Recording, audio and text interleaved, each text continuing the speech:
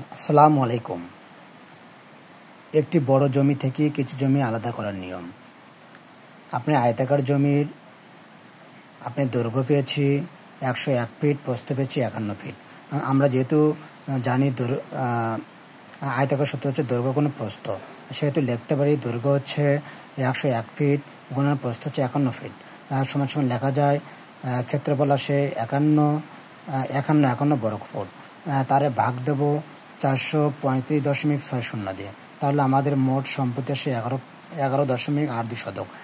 আমরা যেহেতু পশ্চিম 5 থেকে 4% জমি আলাদা করবো, সেক্ষেত্রে আমরা লিখতে পারি যে 1 শতাংশ সমান সমান 435.60 গুণন 4 সমান সমান ক্ষেত্রফল আসে 1742.4। এর ভাগ দেব আপনার 51 ফিট দিয়ে, যেহেতু পশ্চিম বাহু আছে 51 ফিট, তাহলে আমাদের আসে 34.17 ফিট।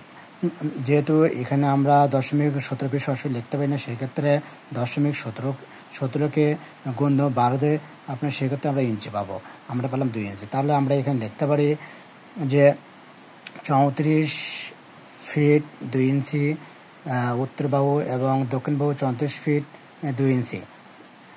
এখন আপনি পূর্ব পশ্চিম এখানে 51 ফিট করে, তাহলে এখানে টোটাল 2 বাহু গুণ করলে আপনার ক্ষেত্রফল আসে 1742.4।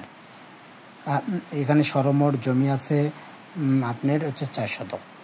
ওকে, সবাইকে ধন্যবাদ।